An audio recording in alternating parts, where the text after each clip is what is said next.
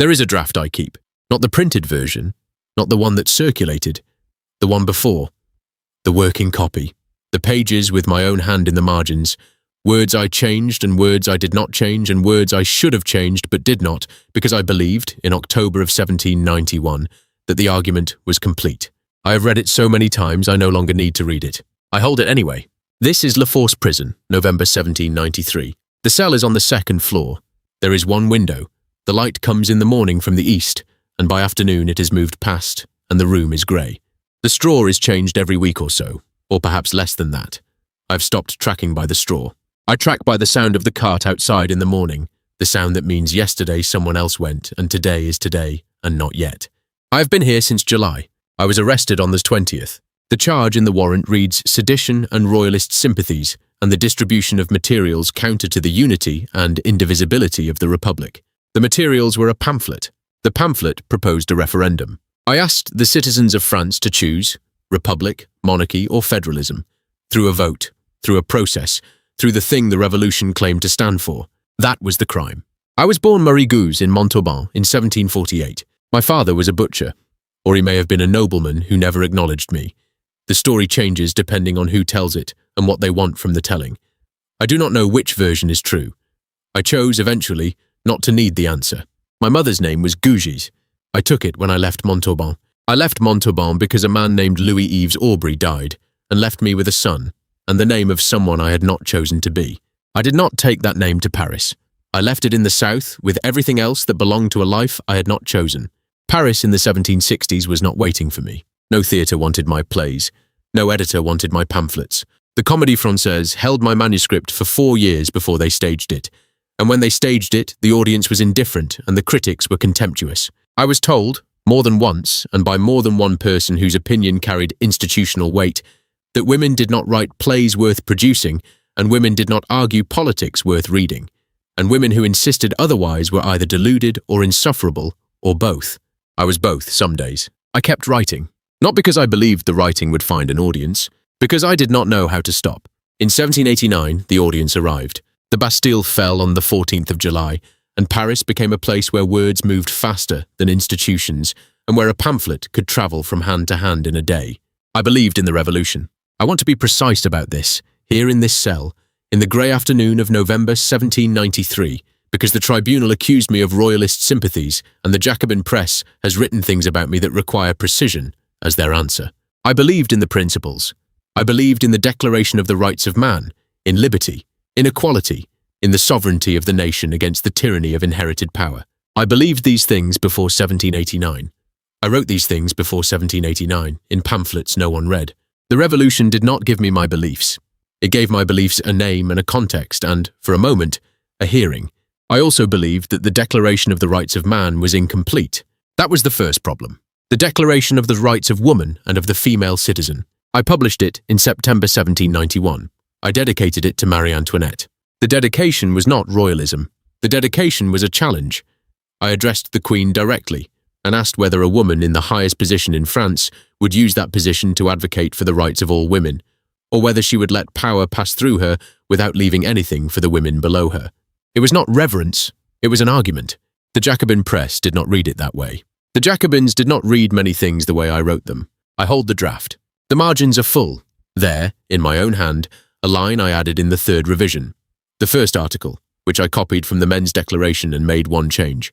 The men wrote, "Men are born and remain free and equal in rights." I wrote, "Woman is born free and remains equal to man in rights." One sentence. The weight of that sentence did not land in 1791 the way I thought it would. The weight of it is still landing, I think, somewhere I will not be alive to see. That is not self-pity. That is arithmetic. In the years between 1789 and 1793, I wrote without stopping. Plays, pamphlets, proposals, addresses to the National Assembly, to the Legislative Assembly, to the Convention. I proposed a progressive tax. I proposed voluntary contributions to the state, funded by those wealthy enough to give. I argued against slavery. The pamphlet I wrote in 1788, before the Revolution, before any of this, which no one read, which said that the African slave had the same natural rights as any Frenchman, which cost me nothing at the time because no one was listening. I argued for things that would not be argued for, in France, for another century. I knew this. I argued for them anyway. I did not argue because I expected to win. I argued, because someone had to write it down, and if no one else would, then I would. This is not heroism. This is a particular kind of stubbornness that looks like courage from the outside and feels, from the inside, like simply not having another option. I also argued against the execution of Louis XVI. This is the thing the tribunal could not forgive. Not the declaration, not the referendum pamphlet. This. In January 1793, when the convention voted to execute the king, I wrote a pamphlet offering to serve as his defense counsel. I argued not for the king but for due process. I argued that a man, even a king who had done what this king had done, deserved a defense. I argued that a revolution that executed men without genuine defense was not different, in principle, from the tyranny it had replaced. The argument was legally coherent. It was politically fatal. The Jacobins had no use for an argument that complicated the execution of their enemies. They had use for unanimity. I was not unanimous. I never had been. But in 1793, the cost of not being unanimous was no longer theoretical. I knew the cost by then. I wrote the pamphlet anyway. On the 20th of July 1793, 2 men came to my apartment on the Rue du Harlay. They had a warrant. The warrant bore the seal of the Committee of General Security.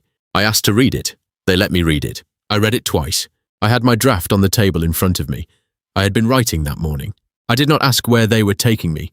I knew where they were taking me. I put the draft in my coat, next to my chest, and I walked out with them. I did not close the door behind me. Someone else closed it. That is the last sound I associate with the apartment on the Rue du Harlay. La Force is a prison for women now, officially. Before July, it held debtors and petty criminals. Before September 1792, it held priests who had refused the civil oath. The priests did not leave through the front gate. They left through the courtyard on the 2nd of September, when the crowd came in. I do not think about the 2nd of September. I think about other things. The tribunal convened my case on the 2nd of November. I was permitted to speak. I had written my own defense, which I presented as Olympe de Gouges au Tribunal Revolutionnaire. I argued that the charge of royalism was false, that I had never advocated for the restoration of the monarchy, but for a process that would allow the French people to choose their own form of government, which is, I argued, the very definition of republican principle. The tribunal had heard the argument before. They had heard it in July, in the warrant. They had an answer prepared. The answer was not interested in the argument. The answer was the verdict, which had been written before I entered the room. I could see it in the way the judges held their papers, not reading, waiting. I returned to the cell. The draft was still in my coat. I sat on the straw and I held it, and I did not read it because reading it was not the point. I thought about the Queen. She had been executed on the 16th of October, 18 days before my trial. She did not recant either. Whatever she was, and she was many things, some of them things I had argued against in print, she walked to the scaffold with the same stubbornness I recognized from inside. The stubbornness that is not courage and not indifference, but simply the inability to become someone you are not, even at the cost of becoming nothing. I thought about the declaration she had never answered. I had written to her in 1791 and she had not replied, and I had not expected her to reply, and she had been executed 6 weeks ago, and the question I had put to her, whether a woman with power would use it for women below her, had been answered by history in the way history answers most questions, which is to say, obliquely, incompletely, and far too late to matter. I do not know what I wanted her to have said. There is something I should tell you about what it is to write, not what it feels like, what it is, mechanically, in the body. You find a sentence. You don't know yet if it is true, but it has the shape of something true, and you put it on the page and you read it back. And if it holds, if it still sounds like it's describing something real when you read it a second time, you keep it. You do this for 20 years, and the sentences accumulate, and some of them are wrong, and some of them are right, and you cannot always tell which is which, until time has passed and the world has caught up to where the sentence was pointing. The Declaration of the Rights of Woman. I wrote the first article in September 1791. 2 years later, I am in La Force prison. The sentence is still true. That is what I have. That is what I have always had. Tomorrow is the 3rd of November, 1793. I know this because the guard told me when he brought the bread this evening. He did not say what the 3rd of November is. He didn't need to. I have the draft. I put it on the straw beside me. The light from the window is the last of the day, coming flat across the floor, catching the edge of the pages. I have been trying to decide whether I regret anything specific. Not the writing. I do not regret the writing. Not the arguing. I do not regret the argument. I argued to defend a man I did not support, on a principle I believed in a revolution I had trusted, and the revolution used my argument to condemn me, and here I am. I do not know if that is the price of principle or the punishment for naivety. I do not know if there is a difference. In 1788, I wrote a pamphlet against slavery. I was 39 years old, and there were perhaps 12 people who read it. One of them wrote back. The letter said simply that the argument was correct. I kept the letter for 2 years, and then lost it somewhere in the apartment on the Rue du Harlay, in a pile of manuscripts I never organized. I have not thought about it in 5 years.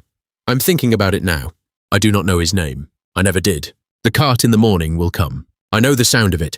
I have been listening for 3 months, every morning, counting the days it passed and the days it stopped, and the days it stopped for people I had known by name in this place. Tomorrow it will stop for me. I'm not afraid of the cart.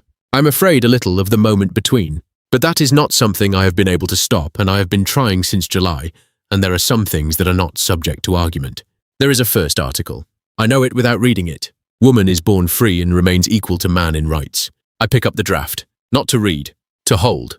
The question I have been asking myself since the day I wrote those words is a question no verdict can answer, and no tribunal can settle, and no cart in the morning can take away. I do not ask it aloud. I already know the tribunal's answer. I am still waiting for another one.